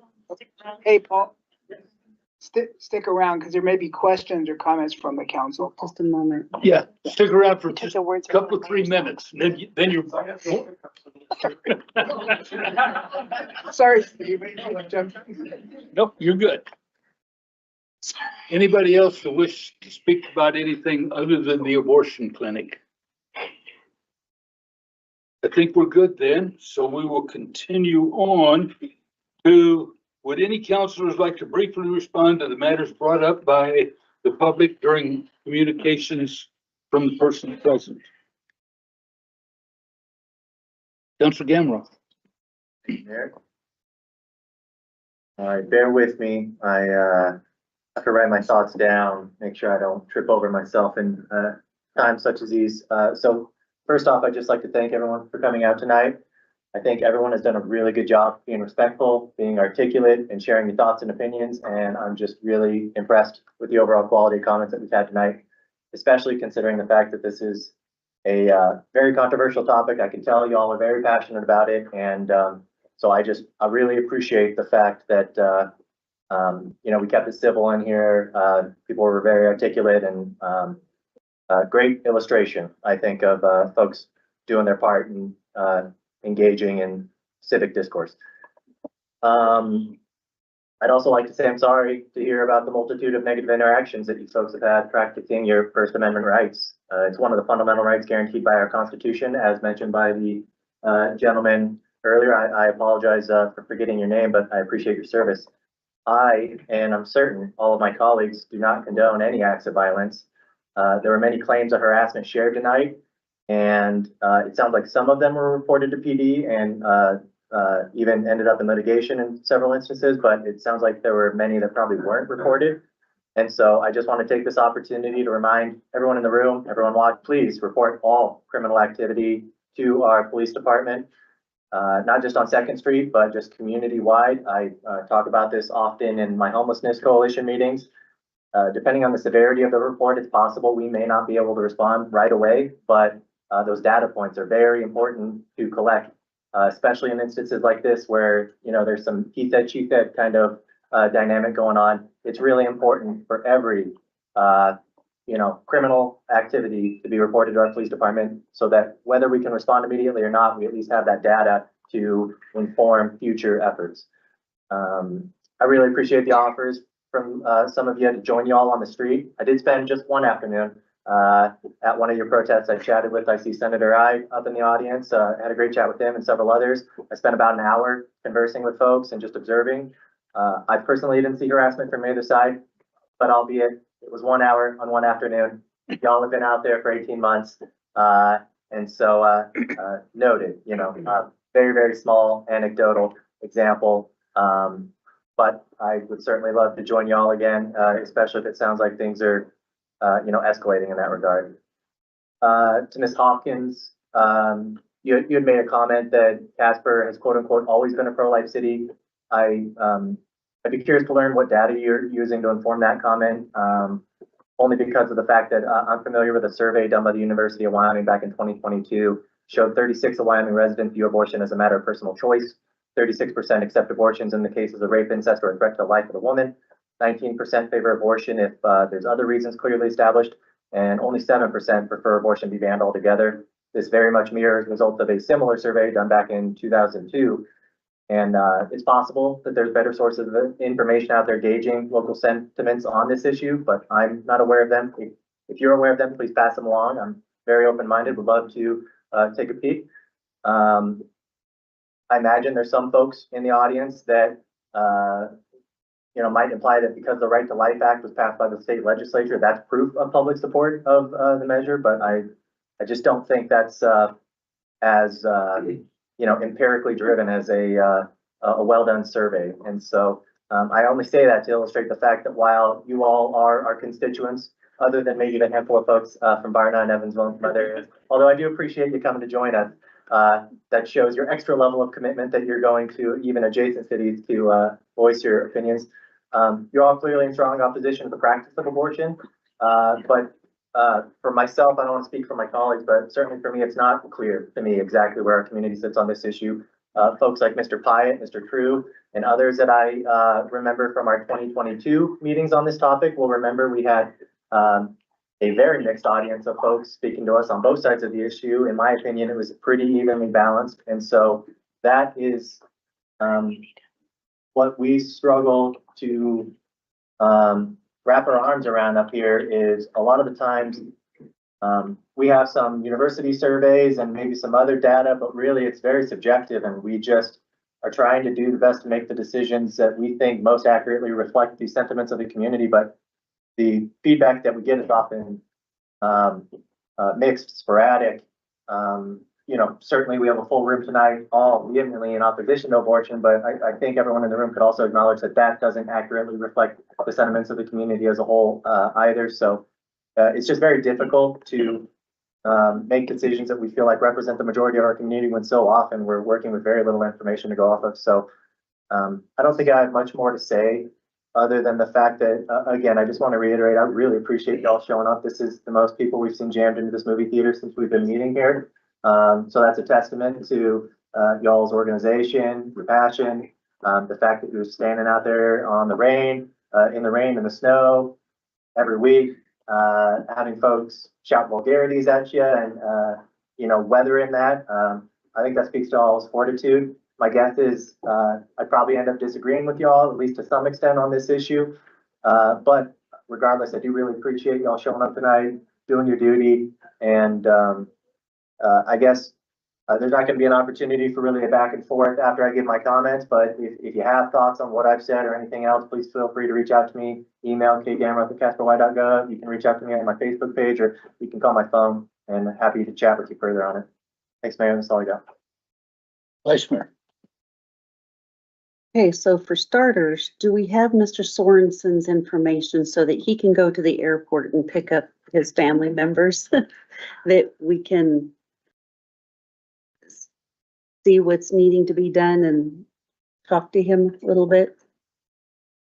Mr. Mayor, Madam Vice Mayor, given what we have by way of his address and with respect to the information that he has shared with our staff team, I'm very happy to follow up and see what we can do and see what options might be available, and then make contact with Mr. Sorensen accordingly. Okay. If that pleases the council.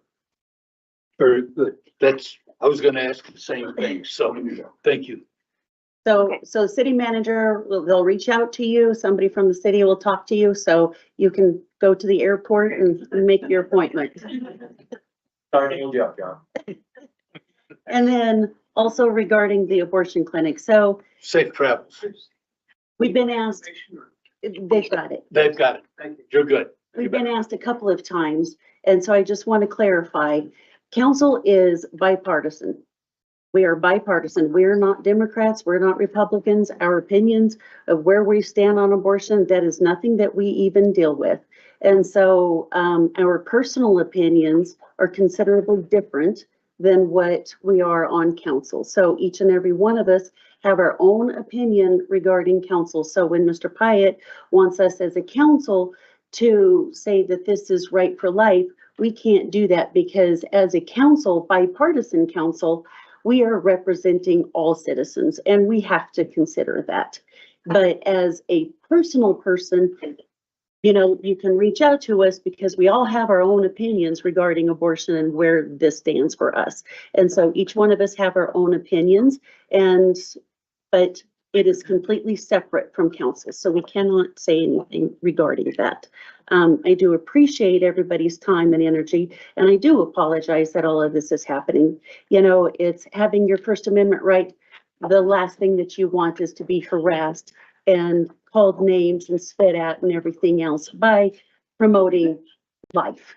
And so I think that is very sad for us. And then, you know, with that being said, when we had passed our discrimination ordinance, it definitely got quite a bit of opposition from Mr.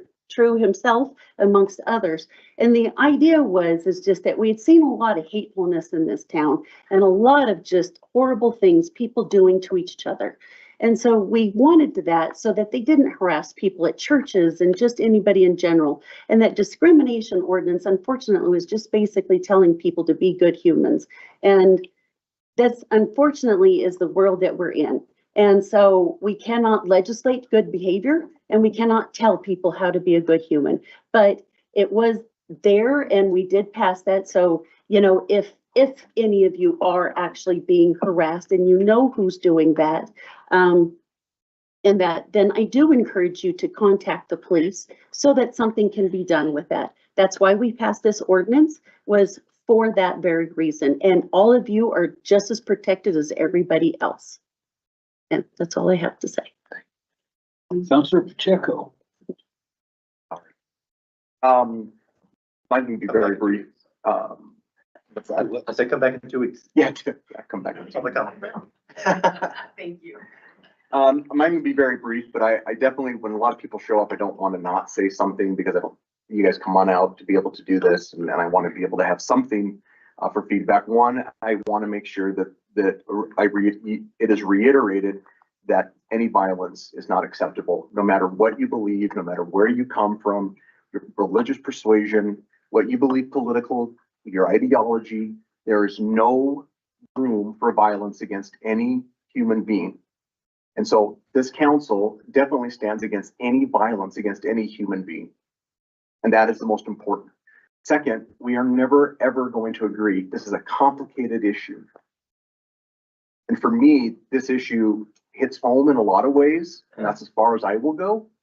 But I want to make sure what is known is this council cannot dictate what goes on with pro-choice, pro-life, abortion clinics, unfortunately. I agree. Ms. Ward said that the state legislature tried to do that. It was passed by a federal, blocked by a federal judge. And there's nothing that we can do at this point. My hope is that we walk away knowing that we are going to disagree on certain things, but we're all in this together. We're trying to figure this out together. See a lot of head shaking out there, a lot of disappointed faces sometimes. I don't know. I've been doing this a long time, and it's hard. It's a hard process for us. I hear what you're saying, and I appreciate you for being here. Councilor Pollack. Thank you. I'm floating this to the councils. I feel like an idea that has been in the ether is the notion of us establishing some sort of buffer or some sort of plan for the city to intervene in this situation somehow.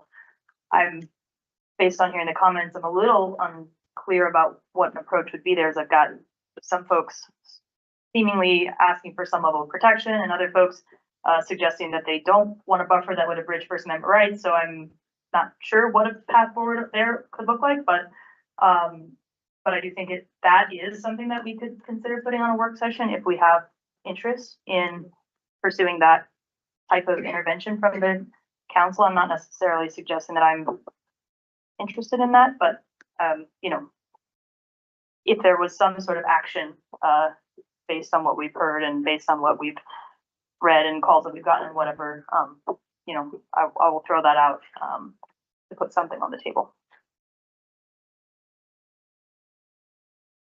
Any other comments?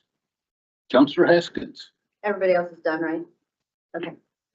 So seeing as I clearly invited you all here, I just wanted to clarify a little bit. First and foremost, I didn't speak to a reporter, so everything in that article with my name on it came from the work session last week. You are welcome to watch that last little bit and hear the very lengthy 3 sentences that I stated.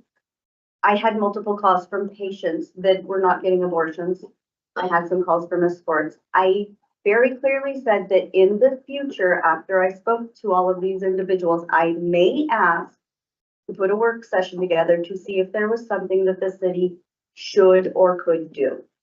That was not me advocating for a Wellsprings clinic. This was me advocating for people that said they were feeling harassed and threatened. Of the 18 of you that came here tonight that said you had been harassed and threatened, had you called me, I would have done the same. I am assuming they called me because I am involved in healthcare and I do advocate for healthcare rights. That is not about my beliefs. That is not about abortion. That is about the fact that I work in healthcare and I believe everybody has a right to healthcare. I did not say one word about abortion, nor do I intend to give any of you my 2 cents on abortion. That's not why I sit here. So, no, I didn't ask for a buffer zone. No, I didn't call for anything to be on an agenda. And no, I didn't say anything that you didn't hear me say. If you didn't hear me say it, please watch last week. I'm here to advocate for the people who to ask me to advocate for them for city matters. And that is it. And I would do the same again and again for anyone in any circumstance that feels that something that they are doing that they have an actual right to do is being impeded for any reason. I'm not trying to shut you up. I'm not trying to do any of those things. So if you're here to tell me anything of that matter, there's my 2 cents. I'm just here trying to represent the people that asked me to represent them. And it had nothing to do with political, religious, or legal rights in regards to abortion. Thank you all for coming, though. It was kind of cool having this many people at a council session. You should stay for the rest. We haven't even started yet. Any, anybody around the dais want any other comments? Councillor Pollock had brought up the idea of putting this on a work session to discuss the pros and the cons, the legality of, et cetera, of buffer zones or not. Are we interested in doing that at all? I don't know if it's a work session or if it would just be a memo from the attorney about the lay of the land on that particular issue. Yeah. Very good. I'm, That will work then. I Is just that don't know okay enough with you, about Mr. City Attorney, is to put a brief together for us so that we know if we have any options? Yeah, And then Mayor, we can- Council, I'm happy to put something together to just give a legal synopsis of kind of the landscape, so. Very good. Thank you. Anything else from anybody else? Basically, I think I'm about the only one that didn't say anything, but I believe everybody around here has quite eloquently made the statements about the statistics, about that everybody has the right to not be harassed. We have the right to our First Amendment rights, and we try to represent everybody, which Vice Mayor brought up quite eloquently as well, is that we probably won't ever make a statement pro or con on the abortion issue because of our very political opinions. And we don't necessarily think that it's probably our place to try to speak for everybody else on council, because we do have various views that we do hold dear, and we will leave it at that. But we definitely do appreciate your passion for what you believe in, and we appreciate you coming here to show your support for the pro-life side of the issue. We do thank you for being here, and we appreciate that. And I'm assuming that all of you would like to leave now rather than listening to us drone on. So we will probably have a brief recess to allow you folks to go ahead and leave if you would like. Fuck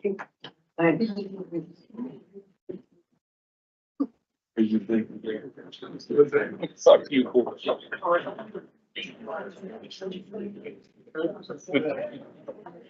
I've been counting the people and think, okay, it's only gonna be another 15 minutes and then 2 more. I think we did okay. And it seemed like there were various takes.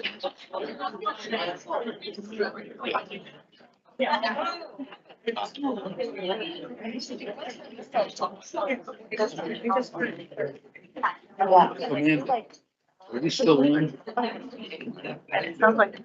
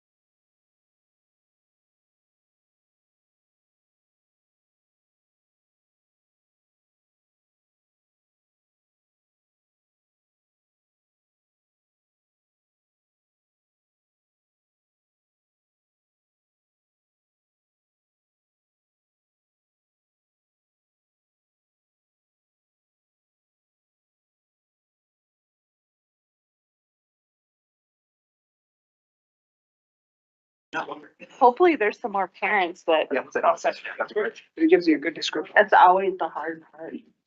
Did I Okay, miss that? we'll reconvene the meeting. I notice the owl is back on. Council will now consider consent resolutions. Please read the consent resolutions by title only. Authorizing a memorandum of understanding concerning Metro Animal Shelter and Metro Animal Control Services between Natrona County, Wyoming and the city of Casper, Wyoming. 782, authorizing amendment number 1 to the rental agreement with Blade Edge Ventures LLC for the monthly rental of the Casper Ice Arena concession stand. 783, authorizing the execution of a preservation covenant between the state of Wyoming, Department of State Parks and Cultural Resources, State Historic Preservation Office, and the city of Casper. 784, authorizing an amendment to the sub-award agreement from the National Arbor Day Foundation for the improvement of Casper's urban forest. 785, approving an amendment to the purchase and sale agreement with Charles E. Purcell Chapter Isaac Walton League of America that extends the timeline for property repairs and historical lodge designation work.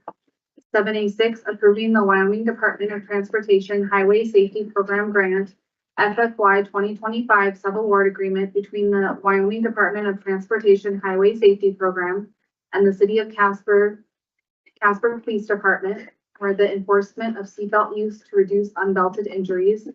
787, approving the Wyoming Department of Transportation Highway Safety Program Grant FFY 2025 sub-award agreement between the Wyoming Department of Transportation Highway Safety Program and the city of Casper Police Department for the enforcement and reduction of impaired driving. 788, authorizing amendment number 1 to the Transportation Alternatives Program subrecipient agreement between the Wyoming Department of Transportation and the city of Casper. 789, authorizing amendment number 1 to the contract for professional services between the city of Casper, Wyoming and the Nicolason Art Museum.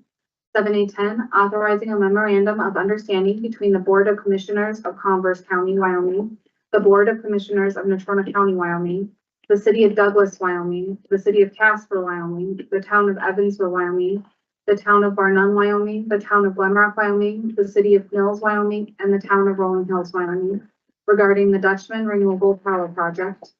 And 7A11, approving a lease agreement between the city of Casper and Associated General Contractors of Wyoming Incorporated for the lease of property located at 2220 Bryan Stock Trail, Casper, Wyoming.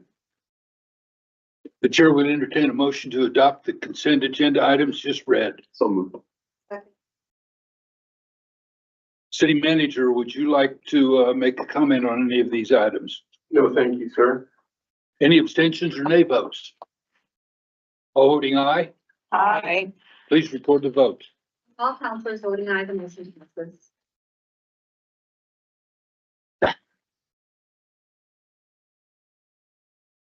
Here we go. Please read the consent minute action title. Authorizing the purchase of computer equipment in the amount of $168,000 through the state of Wyoming contract with the vendor Computer Professionals Unlimited. The chair would entertain a motion to approve the consent minute action agenda item just read. So moved. I'll second. Any abstentions or nay votes?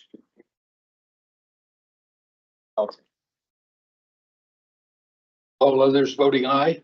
Aye. Aye. Please record the vote. With Counselor Gamroth abstaining and all others voting aye, the motion passes. At this time, we ask councilors to bring forward relevant concerns or items of interest. We'll start on the short side. Nothing about your height or anything. There's just two of you there versus three over here. So I think he was calling you short. I don't wear glasses. No, I have public health on Thursday. I don't have anything. very good. Councilor Gamroth. Thank you, Mayor. I had the opportunity to give opening remarks at the 21st Annual Meth and Substance Abuse Conference last Wednesday morning. Really great gathering of social service providers, treatment agencies, law enforcement, and others to keep updated with current drug trends and discuss local solutions. So appreciate the opportunity and was glad to see so many folks coming to Casper to receive that education. We had a Downtown Development Authority board meeting last Wednesday. He spoke, well, I guess in my city report, I brought up the Yellowstone apartment complex. If you're not aware, I've been having a fairly spirited conversation on that topic with some local stakeholders the past couple of weeks. So I offered to answer questions and give information. At least in that group, I did not hear any opposition to the project, only support. Anecdotal as that may be, it was my first board meeting with the new executive director, Brian Hoos.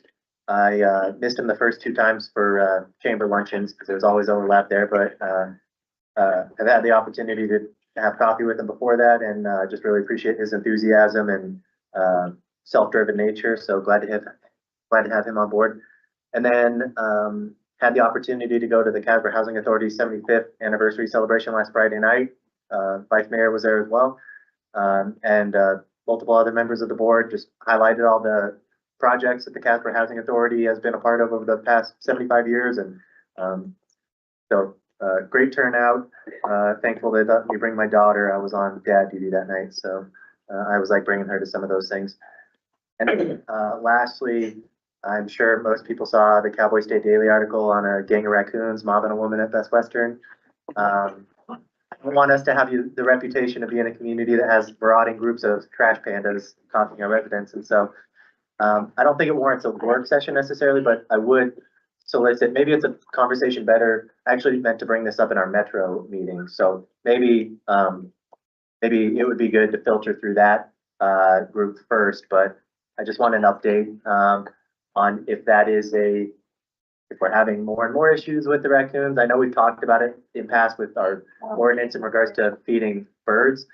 And so yeah, maybe I'll bring it up in Metro, and then if it warrants further discussion, I'll bring it to council as a whole. So interesting article though, that I came by. So that is all I have. Thank you, Mayor. Mr. Pollock. Thank you. Have a regional water system meeting to update you all on from today. This was a super finance heavy meeting. We spent quite a lot of time with finance department from the city, discussing some changes to make some of those board processes more similar with the city processes in terms of how we pay bills. We talked about a budget amendment, which is very similar to our budget amendments, just from projects that were not completed last budget cycle, that got rolled over to this one.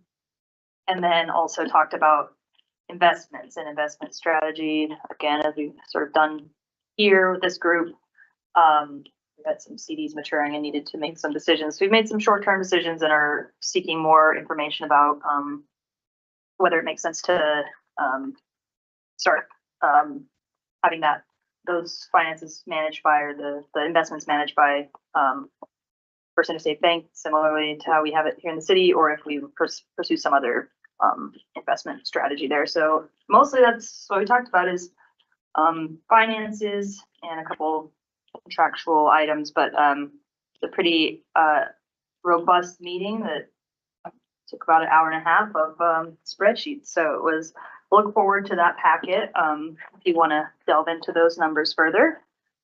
Beyond that, got Metro tomorrow, which I'm hoping Kyle can help me out with, because I'm going to Laramie tomorrow for the state tourism conference, Tourism and Hospitality Coalition. So I'll be there for a couple of days, supporting the tourism industry and learning about tourism in our state. And then we'll be attending the NPO policy meeting virtually, because I'll be still in Laramie, then heading back Friday. It should be in time to make it to my LGBTQ advisory meeting. So I'll have some updates on those items for you next week. That's it. Thank you. Councilor Bond. Thank you, Mayor. I was at the Joint Powers Water Powers Board meeting as well. I don't have a lot to add to what Councilor Pollock mentioned. One contract that was, I thought, kind of interesting to make you aware of was the one for moving forward with the construction of the disinfection system, adding ozone, no, UV to the disinfection. That's right. Mayor Kathy was there. I thought that was interesting.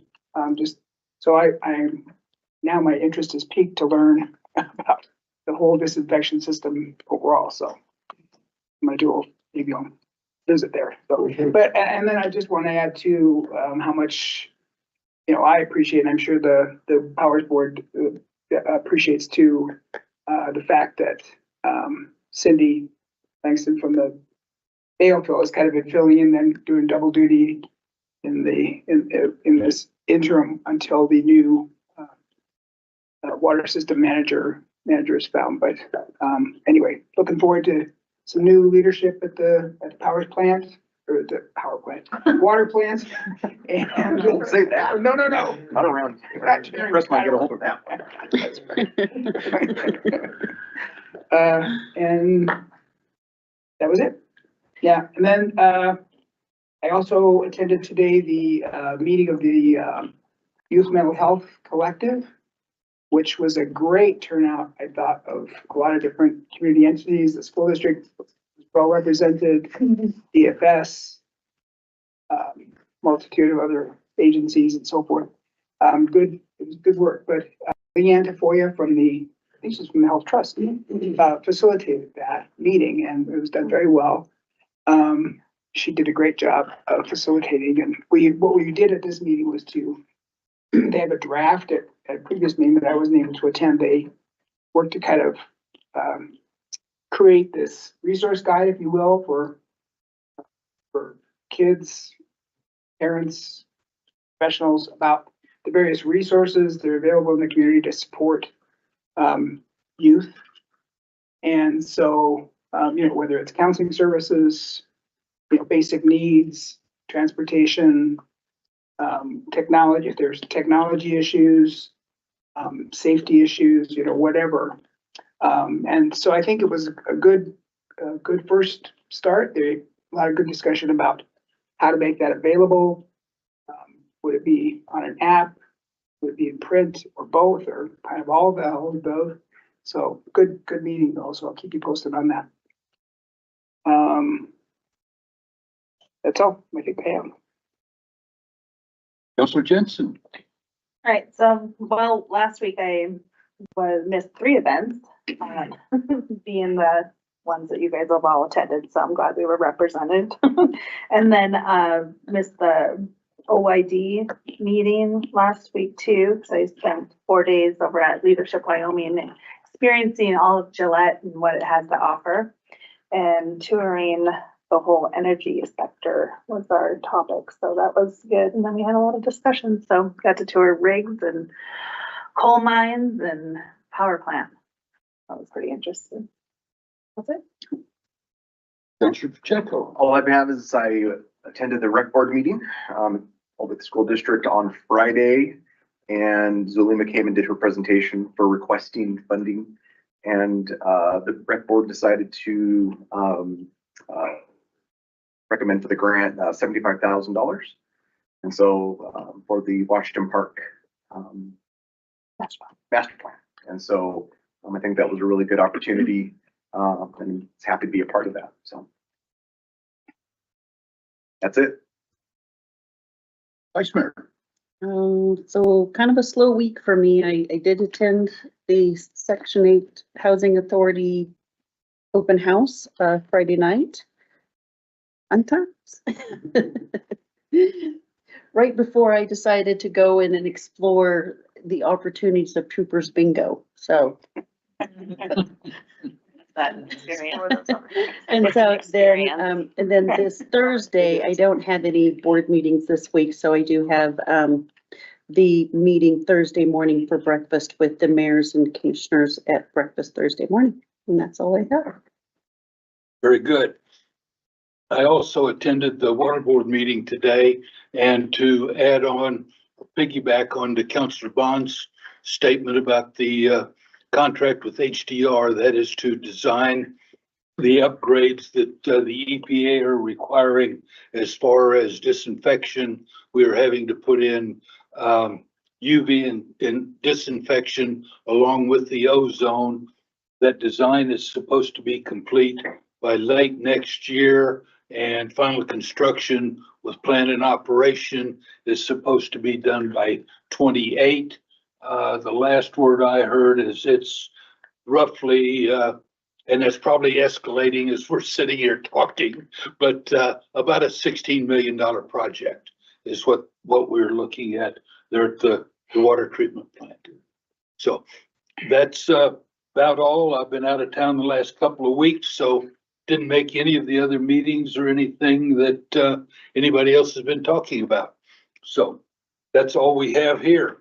The next meeting of the city council will be a work session to be held at 4:30 p.m. on Tuesday, October 22nd, and a regular council meeting to be held at 6 p.m. on Tuesday, November 5th.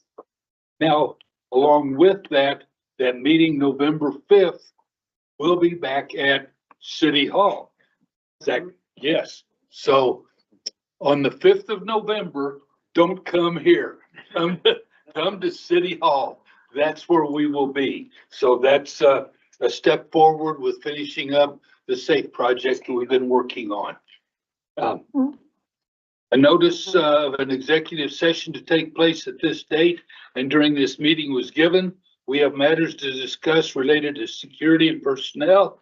The chair would entertain a motion to adjourn into executive session, and at the conclusion of that executive session to reconvene this regular meeting solely for purposes of adjournment of this regular meeting. So moved. Second. There are a majority of councilors present, and the motion to adjourn into an executive session has been moved and seconded. This motion requires a 2/3 majority of the council present. Any abstentions or nay votes? All voting aye? Aye. Please record the vote.